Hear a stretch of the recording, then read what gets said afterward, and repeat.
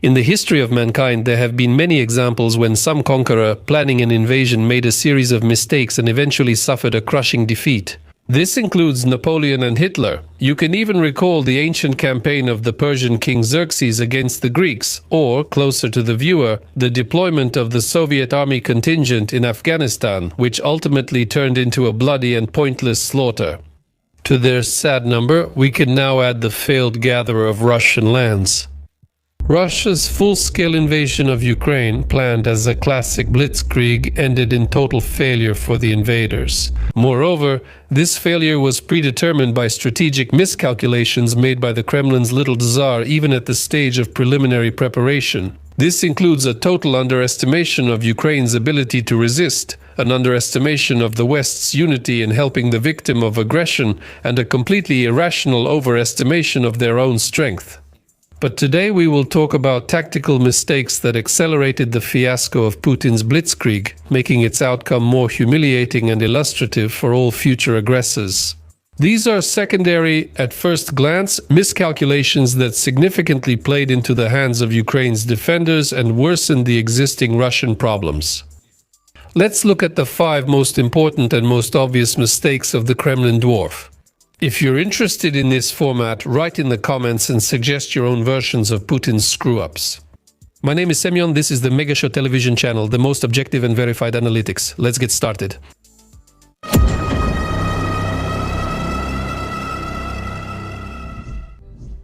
Nature has bad weather. When you start thinking about where exactly the would-be conqueror miscalculated, the first thing that comes to mind is, well, in everything. Everywhere he could mess up, he managed to do it completely. And this is despite the fact that the former lieutenant colonel of the AGB spent the last years before the invasion doing nothing but studying history, or rather, rewriting it and trying to prove that Russians and Ukrainians are one people. But at the same time, he clearly forgot to learn anything useful about how to properly conquer territories and subjugate the conquered peoples. He definitely didn't have enough wit for that. Well, to be serious, first and foremost, Putin miscalculated the timing of the invasion. The end of winter, mud and slush, typical of an average Ukrainian winter. It's hard to imagine a more idiotic option for starting the Great Liberation Campaign. After all the great commanders of antiquity, from Alexander the Great and Hannibal to Genghis Khan and Napoleon, knew one basic truth. An invasion of another country's territory should only be started in the summer. At the very least, at the end of spring, when the weather became warm, the roads became dry and passable, and the army could move lightly, covering great distances. Plus, the economic factor played an important role. In the spring, peasants would sow the fields, and the invaders would arrive just in time for the harvest. It was a good way to profit on enemy territory. Or let's take a more modern and well-known example. No matter how much people criticize Adolf Aloysovich's rather modest command abilities, he still tried to choose the timing of his offensives based on weather and seasonal factors. Someone might argue that World War II began precisely on September 1, 1939, but there's an explanation for that as well. Initially, the implementation of the WEISS plan, which was the name of the Nazi plan of aggression against Poland, was actually scheduled for August. The German generals strongly insisted on launching the offensive as soon as possible, mainly because they feared the autumn rains, which could seriously hinder the rapid advance of large mechanized units, especially tank columns. Simply because Hitler wanted to secure his positions in the east and was negotiating with Stalin about dividing spheres of influence in Europe, the date of the attack on Poland had to be postponed several times. But the following year, when Germany launched its full-scale offensive against France, the timing was chosen almost perfectly, May 10th, and the result was not long in coming. Paris fell on June 14th, and 8 days later, all of France. And when developing the well-known Barbarossa plan, which we all learned about in school, German strategists were also counting on a swift summer campaign, aiming to occupy the entire European part of the Union of Soviet Socialist Republics by September 30, 1941. In turn, Stalin, when planning his own Red Blitzkrieg, also aimed for the height of the summer heat on July 6, 1941. We have a separate video about how the Union of Soviet Socialist Republics wanted to Sovietize Europe but didn't manage to do it in time. I highly recommend everyone watch it. You'll learn about the greatest secret of the Soviet era, which is still being hidden from everyone. In short, the traditional winter is considered an extremely untypical time for large-scale offensives, especially in Europe. Now let's take a look at what the little Orthodox Tsar did. He launched a large-scale invasion right on the eve of the Spring Rasputitsa.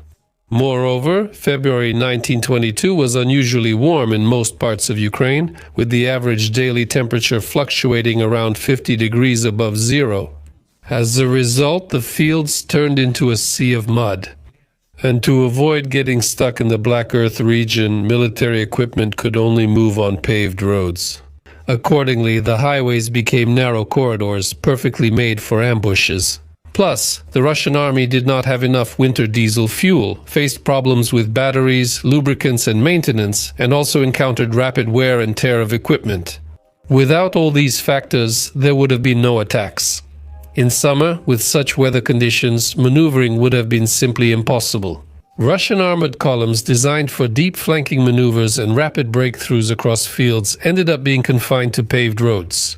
The combination of these factors made the aggressor's army absolutely predictable and slow, which the Ukrainian defenders successfully took advantage of.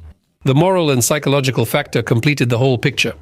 The winter conditions increased the stress and lowered the morale of the invading soldiers, especially considering that the realities of war sharply contrasted with the promised parade on Krещатик. Thus, it can be said with certainty that the seasonal and weather factor became a powerful amplifier of the failure of Putin's plans to capture Kyiv in 3 days. If the offensive had started in the summer, the failure of the Blitzkrieg would not have been as quick or as obvious. The choice of late winter seriously exacerbated all the weaknesses of the Russian plan. The mud and cold deprived the army of maneuverability, turning it into an easy target. So the special military operation, which was planned to last only a few days, ended up in the worst possible season, which made any improvisation doomed to fail from the start. A blitzkrieg on a minimal scale. The Generalissimo thief once taught that you should fight not with numbers but with skill, although that was just words, and his students were no different from him. For victory, human resources were still used above all else. They were burned up wherever necessary and even where it wasn't. The classic formula of Zhukov, Russian women will give birth to more, fits Russia perfectly. This best demonstrates the true attitude of the Russian authorities toward their own citizens. However, when planning a full-scale invasion of Ukraine, the largest country in Europe by territory, Putin showed a surprising deviation from centuries-old Russian patterns by assembling only a small force at the borders, no more than 200,000 personnel including the regular army, the National Guard and the so-called People's Militias of the Donetsk People's Republic and Luhansk People's Republic. Could it be that, for once, the Tsar decided to spare his subjects and wage war, if not with skill, then at least with technology? Or is the reason for such unprecedented mercy something else entirely? First, we need to figure out whether 200,000 human personnel is a lot or a little. And the answer is painfully simple. It depends. Who are we talking about? Classical military science says that for the attacking side to succeed, the ratio to the defenders should be at least 3-1. That's the minimum without considering other factors. For example, during the First Chechen War, the ratio of forces was roughly 4-1 in favor of the Russian Federation, 70 to 80,000 against 15 to 20,000 Chechens. Moreover, the territory of Chechnya was very compact, and the superiority of the Russian army in equipment was absolutely unquestionable. And how did the First Chechen War end then? Please remind me in the comments, and now let's analyze the situation with Ukraine. At the time of the invasion, the total number of Ukrainian troops was approximately 250,000 people, so the advantage was actually on the defending side. This is unprecedented in military history. However, there was a crucial nuance. The lion's share of Ukrainian troops, in fact the most combat-ready units, were located in Donbass, expecting an offensive from the Donetsk People's Republic and Luhansk People's Republic. This fact once again confirms the idea that until the very last moment, the Ukrainian command did not expect such a treacherous blow from behind, like the invasion from Belarus towards Kyiv. Therefore, theoretically, in the first weeks of the invasion, the aggressor had a multiple advantage in certain sections of the front, especially near Kyiv. However, as time went on, the mathematics of war started to work in Ukraine's favor. Until September, Russia did not announce mobilization, recruiting only mercenaries. Only the so-called Donetsk People's Republic and Luhansk People's Republic continued to round up men like stray dogs, and even then, it was done half-heartedly. And Ukraine announced mobilization from the very first day of the invasion, plus an unprecedented number of volunteers at that time, and by mid-March, the total number of the armed forces and National Guard exceeded 500,000 people, and after that, the numbers kept growing. Later on, by the way, the factor of Ukraine's numerical superiority played a role several more times, especially during the legendary Kharkiv counteroffensive in the fall of 2022. Then, to save their front, which was collapsing before their eyes, Putin had to forget about all his previous promises and announce a nationwide mobilization in order to fill the thinning ranks of his troops with fresh manpower. Thus, the insufficient number of Russian troops at the initial stage of the full-scale invasion became the second tactical miscalculation, which completely nullified the Blitzkrieg plans. The Kremlin strategists were counting solely on the Ukrainian army collapsing within a matter of days, the command and government fleeing, and the population offering no resistance at all. Moreover, the Russian battalion tactical group model that existed at that time, which involved a small number of personnel with maximum equipment saturation, turned out to be completely unsuited to reality. In local conflicts in South Ossetia, Syria, or even in the hybrid war in Donbass, this concept more or less worked, but not against such a strong opponent as Ukraine. Therefore, starting from the end of that period, Moscow began to return to the proven Soviet core division system, which also provides for the presence of military units with a large number of personnel. Yeah, and here's another complication. Let's say Putin managed to capture Kyiv in 3 days, put Yanukovych back on the throne, and then later replace him with the more loyal Medvedchuk. What happens next? With what forces did they plan to control such vast territories? How many troops would it take to keep the conquered peoples submissive? At one time, based on years of experience fighting various groups of rebels and partisans, American military experts David Petraeus and James Amos developed a universal formula, better known to specialists under the codename Field Manual 324 Counterinsurgency Operations. According to their method, in order to keep the population of occupied territories under control, the ratio of forces should be at least 20 soldiers per 1,000 inhabitants. But if the population shows disloyalty, a tendency toward guerrilla activity, or if it is a matter of hard-to-reach areas such as mountains or jungles, then the size of the occupying army needs to be increased several times over. Now let's take the population of Ukraine. Before the full-scale invasion, there were approximately 40 to 42 million people living in the territories controlled by Kyiv.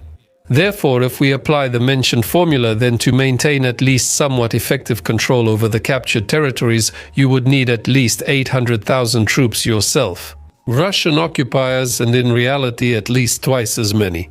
And then I have a completely logical question. Were they all in the Kremlin really that stupid and short-sighted? Did no one do even basic mathematical calculations?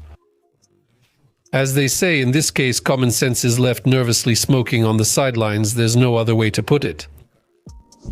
Strategy. Why would anyone need that? Since ancient times, long before there were military schools and academies, people learned one simple truth. To achieve victory, you need to concentrate your main forces, preferably without the enemy knowing, and deliver a decisive blow. Thus, through trial and error, the main principle of strategy was formulated. Concentration. Concentration of strength against weakness. Therefore, for success, it was extremely important to determine exactly where to deliver the main blow, to concentrate the main forces in that direction, and to begin the offensive. It all seems simple and clear, but now let's take a look at what Putin's eagles actually did. The direction of the main strike is clear, forward to Kyiv. But what resources did they concentrate in this direction, and first of all, what human resources? Logically, if the total number of invasion forces as of the morning of February 24 did not exceed 200,000, then at least half of them, or even more, should have been sent to Kyiv. Yes, it is possible and necessary to deliver diversionary strikes in other places, in Donbass, in the south, in Kharkiv, Sumy and Chernihiv regions. But in the direction of Kyiv there should have been maximum concentration. So what happened? In reality, in the Kyiv direction, at most a fifth of the total number of invaders was concentrated, about 35 to 40,000 people. The rest of the forces were simply spread out over a distance of more than 1,500 kilometers. Such dispersion of efforts across 7 or 8 directions at the same time was not supported by operational reserves to further sustain these very breakthroughs. Such a rational division of the aggressor's forces led to the fact that decisive superiority was not achieved in any direction, especially not near Kyiv. Such dispersion simply weakened the forces in each direction, leading to heavy losses in the very first days of the invasion, because instead of creating decisive positions the forces were scattered along the front. It should also be remembered that the lack of concentration of forces created a domino effect of smaller tactical and logistical failures. For example, each direction required its own supply of fuel, ammunition, and spare parts. Because of the lack of coordination, the infamous multi-kilometer traffic jams appeared, which quickly became easy targets for Ukrainian artillery, drones, and small infantry groups. This factor, among other things, was aggravated by the lack of proper security coordination. The fact is that during the first month and a half of the full-scale war, there was no unified operational command and no single commander of the special military operation. Which, by the way, was a gross violation not only of all previous military traditions, but also of common sense. After all, the advancing groups, despite already operating on the territory of Ukraine, continued to report to the commanders of different military districts, Moscow, Central and Southern. And it resulted in an even more ridiculous situation where units simply didn't know what was happening with their neighbors. Putin only came down from the Kremlin Olympus in April 2022 to appoint a commander for the unified troops in the Special Military Operations Zone, General Alexander Dvornikov, who a few years earlier had earned the well-deserved nickname the Butcher of Aleppo for his demonstrated heroism in fighting Syrian rebels. And, by the way, he fully lived up to that nickname in Ukraine as well. Taking all this into account, it can be stated with confidence that the third tactical mistake made by Putin and his strategists, which also contributed to the rapid failure of the entire Blitzkrieg, was the lack of clear concentration of strike groups. In their attempt to achieve the single key goal of capturing Kyiv and holding the much-anticipated parade on Khreshchatyk, their air forces failed, and on the ground they messed up. Exactly 3 weeks before the invasion, on February 3 Russian propaganda websites in Belarus, a rather strange and out-of-place article appeared titled "Predictions of Bloodthirsty Political Analysts About Enthusiastic Hawks and Hasty Cuckoos." Its author was not a typical propagandist but a professional military man, retired General Staff Colonel Mikhail Kodorinok. He had previously been invited to various Russian talk shows and programs where he unequivocally stated that fighting against Ukraine was pointless since it did not pose a real threat to the regime in power in Russia, and that a war with Ukraine would definitely not be an easy stroll through the streets of Kyiv. And in this article, Kodorinok actually predicted the failure of the Blitzkrieg in all directions with almost 100% accuracy, providing quite reasonable arguments that were in fact confirmed in less than a month. For us, this article is especially interesting because the author criticized the Russian command, among other things, for placing excessive hopes on the aviation component. This was exactly the fourth mistake that doomed the Blitzkrieg to total defeat. A completely unjustified reliance on the dominance of Russian aviation while ignoring the problems and needs of the ground component. Although Kodorinok himself gave quite specific examples from history, for instance, during the Afghan war, the Mujahideen did not have a single plane or helicopter, which did not prevent them from ultimately achieving victory. Or the experience of the Chechen wars, when the Chechens did not have a single aircraft at all, which did not stop them from creating hell on earth, in the narrow streets of Grozny or in the gorges of the Caucasus. And in general, Kodorinok emphasized the unpreparedness of Russian troops for street fighting, which with a properly organized defense completely nullifies any advantage the attacking side might have in armored vehicles. And now let's see what actually happened. The cornerstone of the plans to capture Kyiv was the seizure of the airport in Hostomel, followed by the establishment of a stable air bridge with the group stationed in Belarus. When this scenario fell apart due to the heroic resistance of Ukrainian forces, the aggressor had to improvise on the fly and rely on a ground offensive along the only road through the Chernobyl zone. We all remember very well how all these improvisations ended. There was that 60-kilometer-long convoy that stretched out. And the armored vehicles, tanks, artillery, trucks, supplies, all of it got stuck in one giant traffic jam. It was very clearly visible from a satellite. And then all the Western media discussed how it was possible to make such a dumb mistake, putting their troops in such a disadvantageous position. While our valiant liberators were stuck in a days-long traffic jam, Ukrainian fighters weren't just sitting idle. Taking advantage of the forested and swampy terrain, they approached the columns from both sides. Bang, bang, and the fuel trucks caught fire. Bang, bang, and the command post was gone. Bang, bang, and the Bayraktar did its job. Plus, precise strikes from artillery and mortars really gave those uninvited guests a hard time back then. So the unjustified reliance on aviation and the lack of preparation for a ground war with effective use of armored columns was another tactical miscalculation by the aggressor. Combined with the weather and seasonal factors, this led to logistical problems. Russia lost the element of surprise and precious time. In the following days, Kyiv managed to prepare for defense, build fortifications, and arm thousands of territorial defense volunteers. In turn, the inability of the stranded group to break through to Kyiv and join the airborne troops in Hostomel led to the final collapse of the strategy for a quick change of power. What did they teach in the KGB? Unlike the previously mentioned points, Putin's fifth miscalculation is not directly related to military events, although it largely predetermined Russia's military defeats, especially at the initial stage of the full-scale war. This is more of a spy detective factor, the presence of a powerful and well-organized Ukrainian intelligence network inside Russia itself, which was completely overlooked by Russian counterintelligence. They didn't notice the enemy right under their noses. In one of the previous videos, we actually talked about how poorly Putin's intelligence service was working. How the corrupt Federal Security Service officers allowed themselves to be deceived, receiving complete nonsense from their agents inside Ukraine, and then fed this nonsense to their generals, who in turn passed it on to their main boss. So, what I'm about to say is that Russian counterintelligence worked no better than their intelligence service, and maybe even worse. Naturally, special services activities are always classified, but some information still gets revealed. So, what is known at this point is that American and British intelligence were relying on Krotov inside the highest levels of the Russian elite, including the close circle around the Kremlin's master. That's exactly why President Biden knew about the impending attack on Ukraine just a few days after Putin made the final decision. However, Ukrainian intelligence was working in another, no less promising direction. They were recruiting agents from among the entourage of the fugitive Yanukovych. In general, recruiting political immigrants is a classic method used by all intelligence agencies since ancient times. For example, Napoleon's intelligence recruited noble immigrants who fled France during the Revolution, and Fidel Castro's intelligence recruited Cubans who emigrated to Florida. The Bolsheviks truly perfected this art, promising their former enemies not only money but also the opportunity to return home without any obstacles. I'll just say this.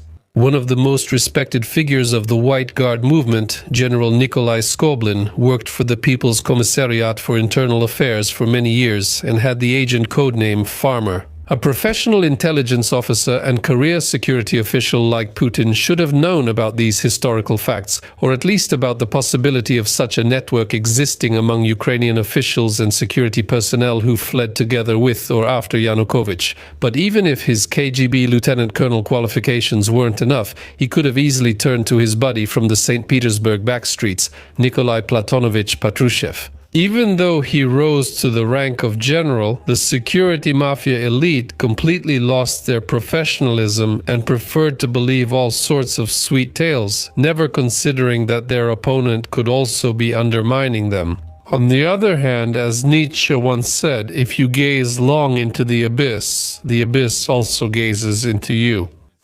Of course, you might ask me, where are the secret facts? And I'll answer you with the example of the Ukrainian intelligence officer Denis Kyiv. Using his connections in the financial world, he managed to gain the trust of Andrei Klyuyev and Volodymyr Sivkovich, quite prominent politicians from the pre-Maidan era, whom the Kremlin considered as key figures for the future puppet government of Yanukovych and Medvedchuk.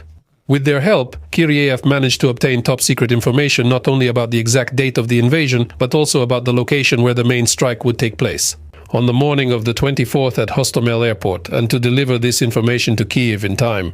A year later, in January 2023, the head of military intelligence, Kirilo Budanov, gave an interview to the American publication Wall Street Journal. He specifically emphasized the tremendous role of Kyiv's information in organizing the defense of the Ukrainian capital, especially in the first hours of the Russian attack. According to the head of the main intelligence directorate, it was Kyiv's message that helped hold Kyiv on that decisive day, February 24, because it allowed troops to be redeployed to defend the airport in Hostomel. If it hadn't been for Kyiv would most likely have been taken. That's how Budanov expressed his position at the time. And we have not the slightest reason not to believe him, you would-be conqueror. So now we know for sure that the failure of Putin's blitzkrieg was determined not only by fundamentally wrong strategic decisions, but also by quite ordinary tactical mistakes. Mistakes that a true gatherer of Russian lands could never have allowed himself to make, let alone correct. A graduate of the KGB Higher School, a professional Chekist, and a lieutenant colonel. Underestimating Ukraine's capabilities, simply ignoring his own problems, choosing the wrong season, disorganized command of the troops, colossal failures in logistics, and relying on fear instead of legitimacy. All of this created a systemic crisis that could not be compensated for even by numerical superiority and the element of surprise.